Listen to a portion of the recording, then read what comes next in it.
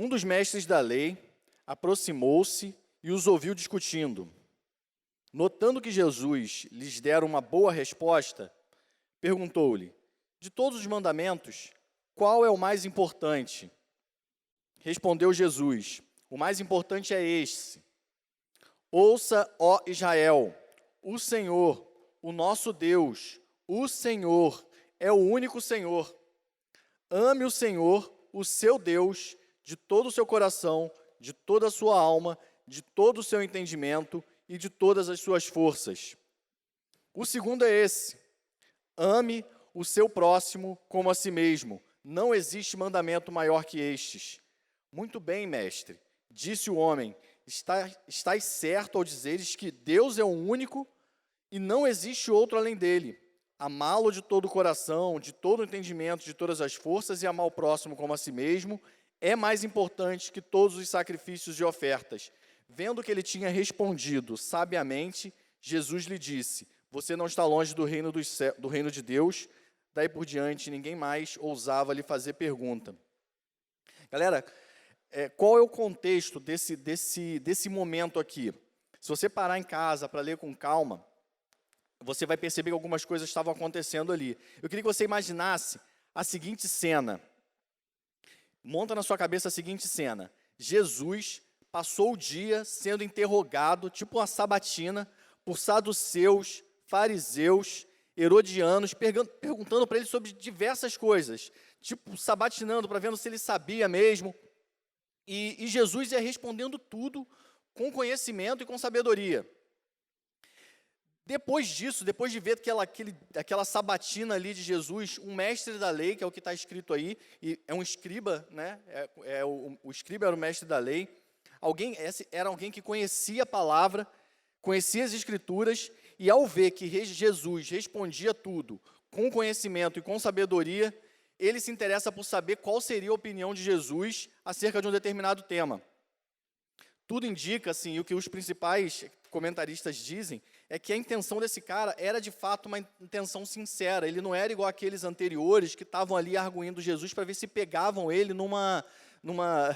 botavam uma casca de banana para Jesus. Esse cara tudo indica que ele tinha uma intenção sincera. Porque se vocês olharem as perguntas anteriores que tem anteriores a esse texto, você vai ver que ela sempre era introduzida com mestre. Cara, era uma clara atitude de deboche daqueles caras. Eles estavam debochando de Jesus, querendo, né, chamar de mestre, mas eles não reconheciam Jesus como mestre. Esse escriba, esse mestre da lei, pergunta na lata. Só depois que vem a resposta é que ele reconhece em Jesus um mestre. E qual foi essa pergunta e por que ele fez essa pergunta? A pergunta dele foi: de todos os mandamentos, qual é o mais importante? Cara, essa discussão sobre qual era o mandamento mais importante era uma discussão comum entre os judeus. Tipo essas paradas de bar, que o cara fica lá: Arrascaeta é melhor que Pikachu, Pikachu é melhor que Arrascaeta. Então, assim, essas discussões assim. E eles discutiam, tipo, se cumprir o mais importante, se ao cumprir o mais importante, eles podiam relaxar nos outros. Essa era a intenção. Quando, na verdade, pela antiga aliança, se você perdesse um, tu perdia tudo. Então, qual foi a resposta que Jesus deu para esse cara, para aquele mestre da lei que perguntou para ele? E por que Jesus deu essa resposta? A resposta foi a seguinte: ouve, ó Israel, o Senhor é o único Senhor. Ame-o de todo o coração, de toda a sua alma, de todo o seu entendimento e de todas as suas forças, e ame ao próximo como a si mesmo. Jesus deu essa resposta.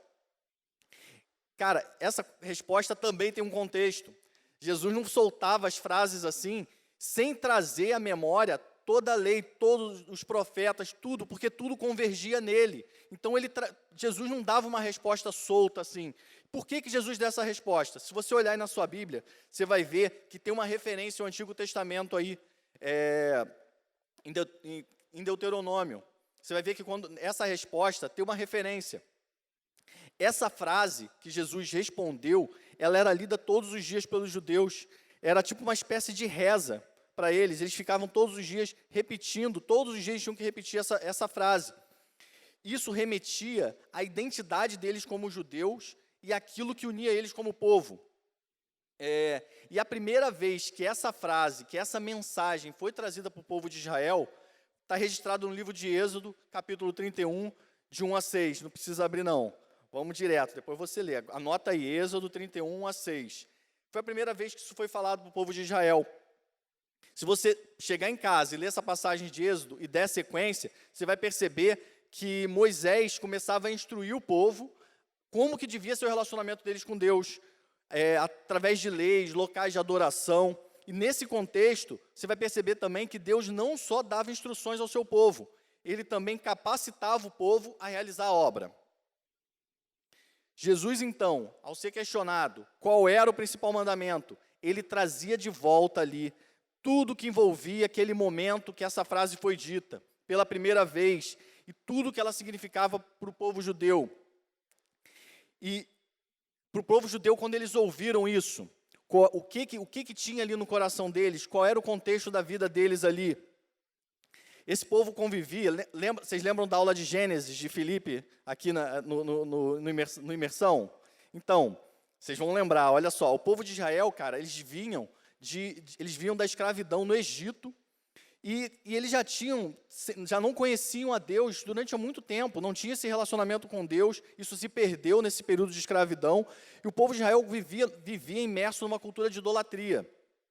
Essa cultura de idolatria que funciona à base da barganha. Olha, eu vou fazer algo para você, mas eu quero algo em troca.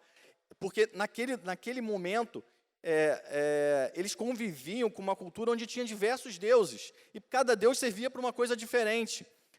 Eu quero chuva, eu vou fazer uma parada para esse Deus aqui. Eu quero coisa na plantação, quero que tenha sorte na plantação, vou fazer uma parada para esse Deus aqui. E existia uma outra divindade, que era Faraó. Mas Faraó, eles viam Faraó como senhor. Eles entendiam que era essa relação de senhorio. Por que Faraó era senhor? Porque Faraó me dava uma chicotada e eu tinha que trabalhar para Faraó. Então eles entendiam o que era ter um senhor. Faraó era senhor deles. Eles trabalhavam para Faraó, eles trabalhavam como escravos. Qual foi a novidade que Moisés trouxe lá naquele tempo? Voltando lá no passado, contextualizando para vocês, qual foi a novidade que Moisés trouxe a apresentar esse mandamento? A novidade era a seguinte: o Deus de Israel não era mais um Deus. Ele não era mais um Deus. Ele era o único. E ele era Senhor. Esse povo, esse Deus, por ser Senhor e Deus, ele decidia como devia ser o relacionamento dele com seu povo e servos. Deus era digno de adoração. Ele era o único digno. Deus era Senhor e, portanto, também digno de ser servido. Isso que estava trazendo para eles. Olha, Faraó é Senhor, Deus é Senhor, ele é digno de ser servido. E eles sabiam o que era ter um Senhor. Logo, se o Deus de Israel era Senhor, estava subentendido, isso para eles ficava muito claro, estava subentendido que eles deveriam prestar serviço a esse Deus. Estava subentendido para eles que eles deviam prestar serviço a esse Deus. Então, a adoração, o temor, o serviço, a esperança, o amor, deveriam ser direcionadas a esse Deus, com todo o coração, alma, entendimento, ou seja, com todo o ser, com tudo que eles tinham, tudo isso devia ser direcionado a Deus. Mas Jesus, ao responder sobre o principal mandamento, também respondeu qual seria o segundo. E aí ele colocou lá, amar ao próximo como a si mesmo. Se você olhar no seu aplicativo, você vai ver que também tem uma referência a Levíticos. Você vai perceber que, assim, Jesus não estava inovando ali ao falar de amor ao próximo. Essa ordem já tinha sido dada por Deus no Antigo Testamento. A novidade era que em Jesus, toda a lei passava a fazer sentido. Jesus juntou ali dois mandamentos de momentos distintos do povo judeu. E esse cara que ouviu, ele entendeu, porque ele deu uma boa resposta para Jesus. Abrindo um parênteses aqui. Não sei quem sabe, eu sou professor de história, dei algumas aulas, tive alguns serviços como professor, assim, e quando você percebe, quando você dá aula, principalmente para criança, alguma coisa assim não, né? Ficou feio pra caramba, né? Quando você dá aula para criança, assim, não é adulto, é adolescente, mais novos que vocês, inclusive, você percebe que ele entendeu quando você, a partir do que foi explicado, ele consegue fazer uma conexão com aquilo que foi explicado e aplica aquilo na vida dele. Aí você percebe, poxa, ele entendeu. Ele cria uma coisa nova a partir daquilo que você explicou para ele. Cara, e esse escriba, ele entende, e ele aplica isso na sua vida, e a prova disso é que ele vai parafrasear um salmo de Davi, o Salmo 51, 16 e 17, Salmo 51, 16 e 17, que eu vou ler aqui para vocês. Não te deleitas em sacrifícios, nem te agradas em holocaustos, senão eu os traria. Os sacrifícios que agradam a Deus são um espírito quebrantado, um coração quebrantado e contrido, ó Deus, não desprezará. Isso tudo estava na memória dele. Ele ouviu Jesus falando e ele trouxe algo da memória dele, como judeu. Ele conhecia os salmos. E isso estava ali dentro dele. A palavra estava dentro do coração daquele homem ali. Que mais do que sacrifícios e ofertas, Deus queria o nosso coração. Então, os judeus se debatiam qual sacrifício que era mais importante fazer. Então, e ali esse homem tinha entendido o que era o mais importante. E diante daquele escriba estava Jesus. Por tudo que ele faria, e hoje a gente sabe que ele fez por nossas vidas, é possível amar a Deus com todo o coração, com todo o nosso ser, e é possível amar o próximo como a nós mesmos. Contudo, existe uma coisa assim, séria, que esse escriba provavelmente não virou um discípulo de Jesus, assim como o jovem rico. São duas experiências parecidas ali no Evangelho de Marcos, que os comentaristas dizem que esse cara provavelmente não virou um discípulo de Jesus. Por isso, gente, é possível a gente entender essa passagem, mas nunca vivê-la de verdade e virar um discípulo de Jesus que vai, de fato, amar a Deus com todo o ser, que vai, de fato, conseguir amar o próximo como a si mesmo. E aí esse texto traz para a gente algumas lições importantes, assim. Primeiro, todo cidadão do reino de Jesus tem um chamado, uma convocação, uma vocação para servir na obra de seu Pai. Galera, todo cidadão do reino de Jesus tem um chamado para servir na obra do seu Pai. Todo. Eu não tenho, não, tem aquele ali, tem. Todo tem. Tem alguma coisa que você precisa ser. Você está aqui na Igreja Oceânica, você foi chamado a servir na obra de Deus. Já está convocado. E a obra de Deus na terra, ela é feita pela sua igreja, a noiva de Jesus, ela é feita pela noiva de Jesus. E se você está numa igreja local, ela é feita através da sua vida na igreja que Deus colocou você. Entenderam? E assim, por quê? A primeira coisa, qual foi a primeira resposta ali de Jesus? Ouve, ó Israel. Quando você vê a obra de Deus, vê o que Ele tem feito na vida das pessoas através de Jesus, na igreja que você está, cara, você não sente vontade de participar disso? Você vê as pessoas se converterem, você vê gente mudando de vida, você vê gente nova chegando, cara, você vê uma célula se multiplicando, você não sente vontade de participar disso? Se você vê isso, e você ouve esse chamado, se você vê o que Jesus está fazendo, e você se sente parte disso, você é Israel. Ouve, ó Israel. Cara, se você não ouve, você não é Israel. É isso que Jesus estava trazendo aqui. E Jesus alertou que teria gente que não ouviria. Ele alertou que teria gente que não ouviria. Eu vou ler aqui para vocês, Mateus 13, de 11 a 17. É a sequência da parábola ali dos talentos. E ele respondeu: a vocês foi dado o conhecimento dos mistérios do reino dos céus, mas a eles não. A quem tem, será dado, e este terá em grande quantidade. De quem não tem, até o que tem lhe será tirado. Por essa razão eu lhes falo por parábolas, porque vendo eles não veem, e ouvindo eles não ouvem nem entendem. Neles se cumpre a profecia de Isaías: ainda que estejam sempre ouvindo, nunca entenderão. Ainda que estejam sempre vendo, jamais perceberão. Pois o coração deste povo se tornou insensível, de má vontade ouviram com seus ouvidos e fecharam os seus olhos. Se assim não fosse, poderiam ver com os olhos, ouvir com os ouvidos, entender com o coração e se converter, e eu os curaria. Mas felizes são os olhos de vocês, porque veem, e os ouvidos de vocês porque ouvem, pois eu lhes digo a verdade, muitos profetas e justos desejaram ver o que vocês estão vendo, mas não viram, e ouvir o que vocês estão ouvindo, mas não ouviram. Se você ouve, você é Israel. Se você viu, ouviu e creu, você é chamado a servir.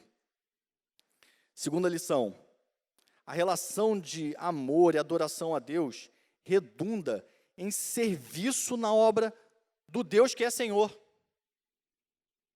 a relação de amor e adoração a Deus redunda em serviço na obra desse Deus que é Senhor. Essa devoção / serviço deve ser feita com todo o ser. É o que está escrito lá, ó, coração, alma, entendimento, força. Por que coração? Por que coração? Cara, tem a emoção do momento.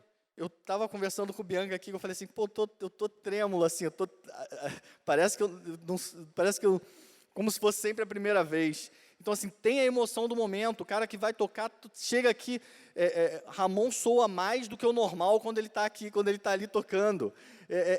Tem isso, faz parte, cara, você vai ver as coisas acontecendo e você vai percebendo, caramba, Deus está realizando, vai ser algo emocionante, vai ser algo que vai tocar o seu coração. Porque alma tem um sentido de eternidade nisso tudo. Muito do que se faz agora, muito do que você está fazendo agora para Deus, você só vai ver os frutos disso na eternidade. Talvez você não receba os aplausos que você necessita para prosseguir enquanto você está servindo. Talvez você não tenha o privilégio de passar por isso, mas você tem que continuar servindo, porque há algo eterno, algo que envolve a sua alma. Porque força? Cara, porque você vai cansar. Vai ser cansativo, não é algo, você vai vir com sono, você vai vir cansado, você vai sair daqui cansado, você vai precisar abrir mão de alguma coisa, você não vai só servir no dia nobre, você não vai escolher, só sirvo nesse dia eu não posso, você não vai poder ter tanta escolha, vai ser algo que vai requerer de você algum esforço, vai requerer de você disponibilidade. E, galera, um parênteses sobre disponibilidade aqui que é importante. Gente, tem gente que não tem disponibilidade nenhuma. Normal, assim, acontece, mas você não está fazendo nada para ter alguma disponibilidade, tem alguma coisa errada. O Pedrinho falou isso 2 semanas atrás. Tem alguma coisa errada, cara. Vamos rever essa agenda de prioridade aí. Vamos dar uma olhada aí, vamos abrir um espaço aí para servir. Não sobra tempo para nada, não sobra tempo para nada na igreja. Galera, é assim, por que entendimento? Isso é importante, assim, isso que geralmente gera,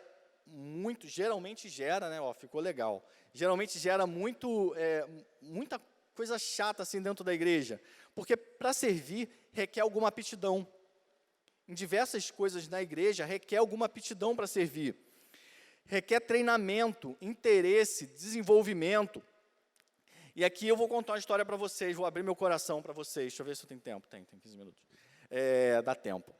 Então, assim, eu sou um ex-músico, eu confesso. Eu sou um ex-músico. Já toquei guitarra, tive guitarra, tinha todo o material, toda a indumentária necessária para ser um guitarrista. E eu tocava na igreja, só que eu não conseguia, eu não sabia afinar meu instrumento. Então, eu não conseguia treinar em casa, porque eu tinha que levar o instrumento na casa de alguém para alguém afinar o instrumento. Não tinha aquela paradinha para poder afinar. Então, eu não sabia afinar de ouvido. Pô, na hora de tocar na igreja, eu estava sempre com a paradinha do papel, assim, porque eu não conseguia gravar as músicas. Então, eu tinha que botar uma parada dessa assim, eu tocava olhando para a parada, porque eu não conseguia gravar as músicas. E aí, eu chegava em casa, eu não treinava também, eu ia fazer outra coisa, eu me interessava por outras coisas na igreja. E aí, o que acontece? Aí surge Miqueias. Miqueias, garotinho novo, cabelinho grande. Miqueias começa a tocar violão. Cara, em 6 meses, Miqueias está um monstro, tocando violão, cara, dando aula, harmonia funcional. Pô, aí eu falei assim, cara, não, ele é músico, eu sou um fanfarrão. Então, diante de Deus, eu recebi essa mensagem através da vida de Miqueias, de que assim, Léo, cara, meu serviço para você na igreja é outro.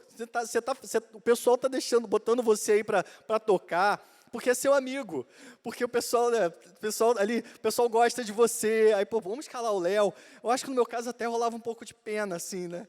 Então, mas o pessoal me escalava ali, eu falei assim, pô, tô atrapalhando, cara, pô, tô atrapalhando a vida da galera aqui. E por quê, gente? Assim, o Deus que chama, Ele envia e capacita. Se não tem interesse seu, se você não vê melhora, se você está ali e não percebe nenhum desenvolvimento naquilo, você não tem nenhum interesse para fazer aquilo, começa a perceber se Deus não está te chamando para fazer alguma outra coisa. Com certeza Ele está te chamando para fazer alguma coisa, mas talvez não é aquilo. Porque você pode estar servindo para agradar a si mesmo, né? Não para agradar a Deus. Com certeza tem outra coisa que você pode fazer melhor. E assim, isso é muito importante, isso dá muito problema. Cara, quem decide o que você vai fazer na igreja, cara, é a igreja. Não sei se isso é claro, assim. Não é você assim, hoje eu quero fazer, eu quero. Te imagina eu lá batendo o pé, eu quero ser do louvor, eu quero ser do louvor. Cara, não é. O pessoal não teve esse cuidado para mim falar assim, pô, Léo, não dá. Mas o certo seria isso, olha, Léo, não dá, pô, outra parada que você faz melhor. O certo é isso, a gente tinha que ter isso em amor. Isso em amor, a gente tem que estar disposto a ouvir isso em amor. Olha, aqui não rola. Poxa, você está tentando, eu estou vendo o seu esforço, mas tem outra coisa que você pode servir melhor. Beleza, terceira lição. Galera, tem duas realidades envolvidas no serviço a Deus. Tem duas realidades envolvidas no serviço a Deus. Uma é o relacionamento com Jesus e outra é o relacionamento com o próximo. Quando a gente serve na obra de Deus, por causa do que Jesus fez por nós, há algo entre nós e Deus que só Deus sabe. Ele conhece o nosso coração, a nossa motivação real, o que a gente está buscando, se a gente está buscando a glória dele, se a gente está buscando alguma recompensa. Deus sabe disso, Deus sabe disso. É uma relação sua com Deus. Mas existe uma outra relação também. Deus escolheu um povo para si, para que em Jesus esse povo servisse juntos em comunidade. Jesus diz está lá no Evangelho de João 15:12, o meu mandamento é esse, amem-se uns aos outros como eu os amei. Isso significa que quando a gente serve, temos também nos preocupar com aqueles que servem junto conosco. Isso é muito importante, a gente tem que se preocupar com quem serve junto conosco. E algumas distorções acontecem nessa relação. Às vezes a gente serve por conta do amigo. Não estou nem servindo a igreja, não. Olha, esse pastor, esse líder eu não quero servir. Mas o meu amigo que está ali, eu vou servir por causa dele, para poder ajudar ele. Cara, isso é inverter a ordem dos mandamentos. Servir ao próximo não é servir a Deus. Servir ao seu irmão não é servir a Deus. Entende? Isso acontece. Mas em Jesus, é possível a gente amar a Deus com todo o ser. Em Jesus é possível a gente amar a Deus com todo o ser.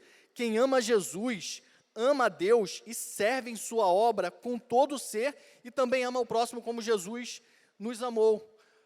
Grava isso no seu coração. Quem ama Jesus, ama a Deus e serve em sua obra com todo o ser e também ama ao próximo como Jesus nos amou.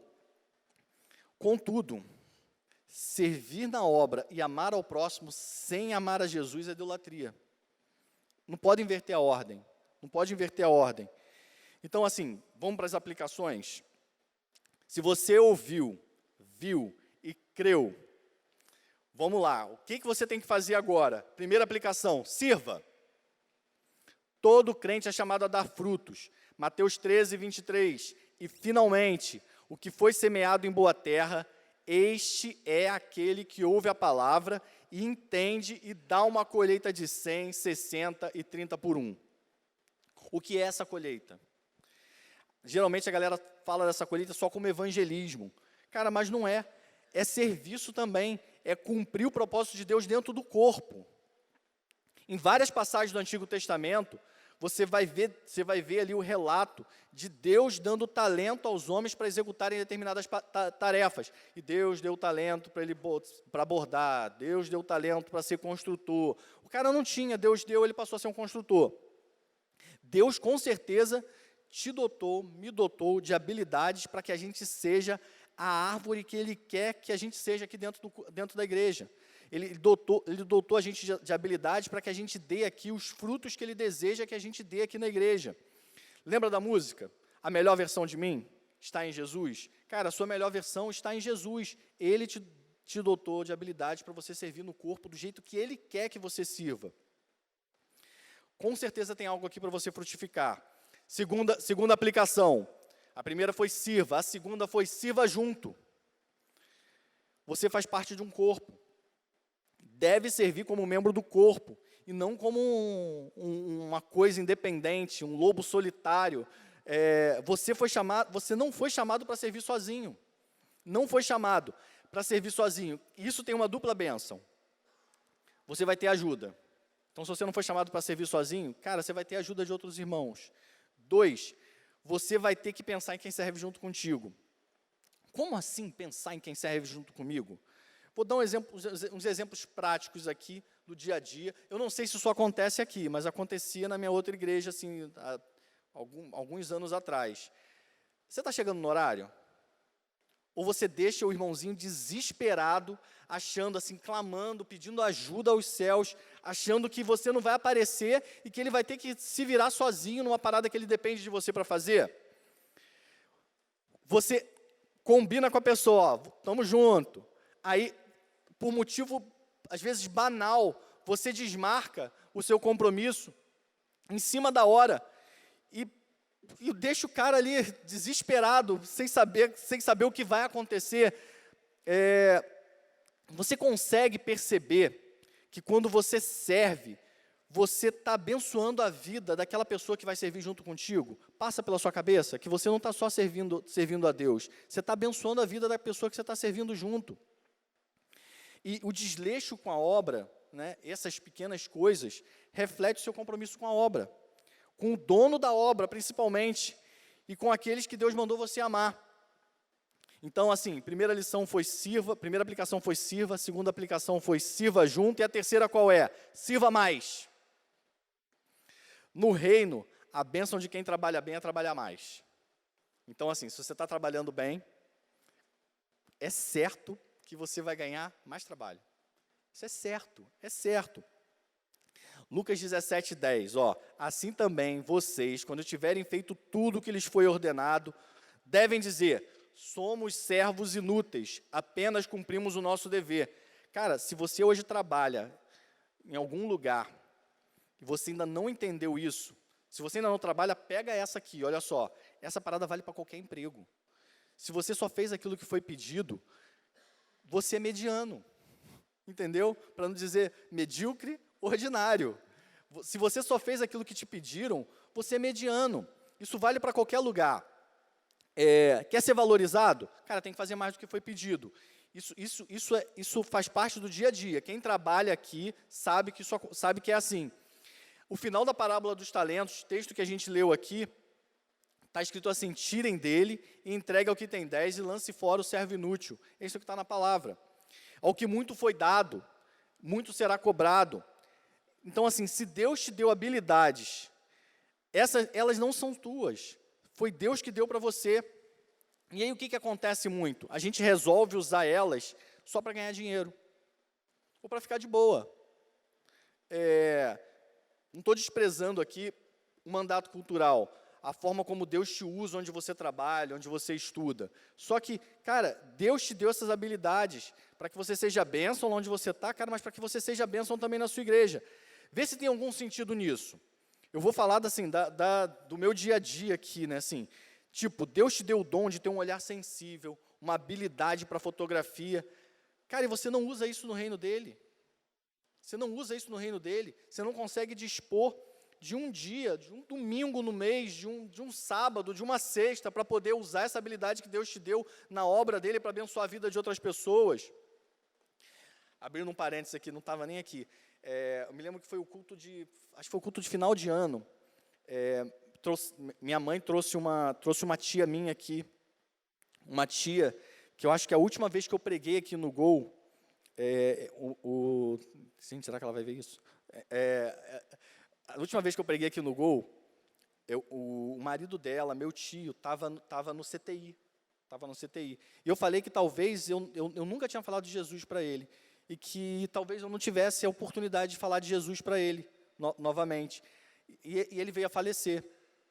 E no ano novo, minha mãe conseguiu trazer essa minha tia aqui no culto.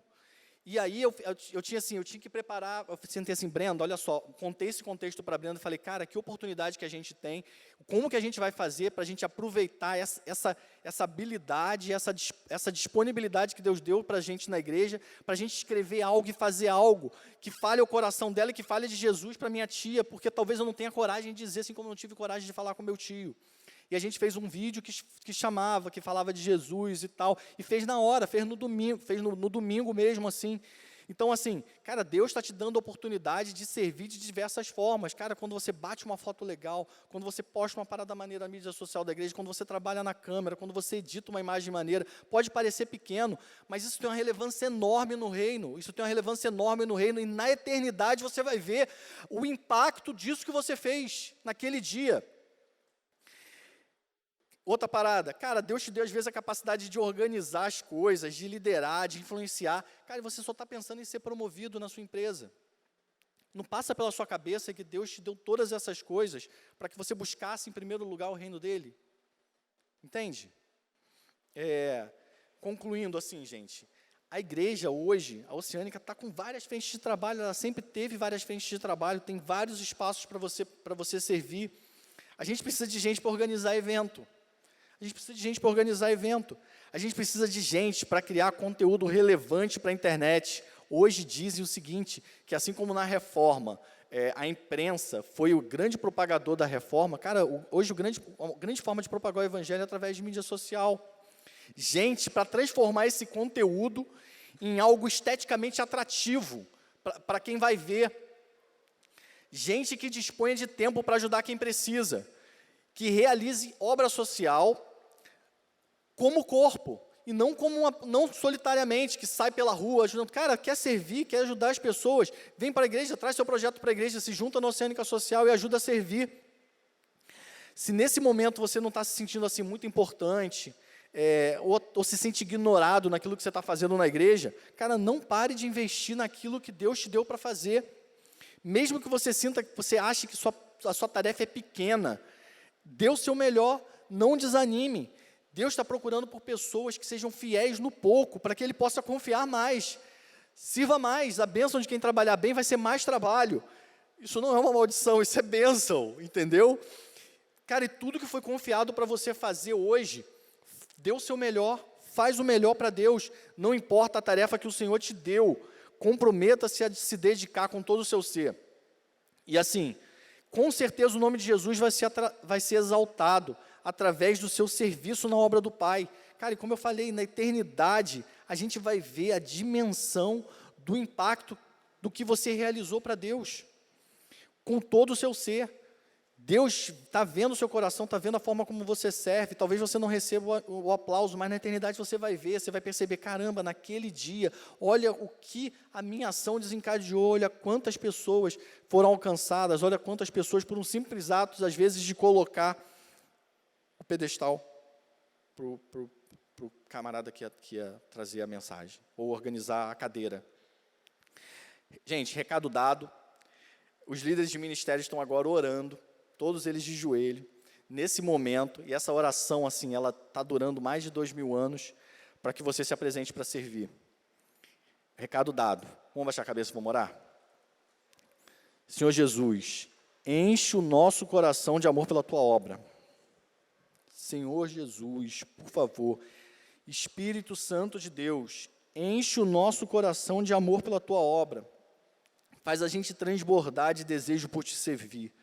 Faz a gente ver o espiritual, faz a gente ver o mundo espiritual, faz a gente perceber que as nossas ações têm muito impacto no mundo espiritual, o quanto elas podem alcançar vidas, o quanto elas podem transformar as pessoas. Por favor, Senhor, mostra isso para o nosso coração, torna a gente para Ti, abra o nosso coração para Te servir, Senhor. Esse é o desejo do meu coração, para a minha vida e para a vida dos meus irmãos, em nome de Jesus, Senhor, amém.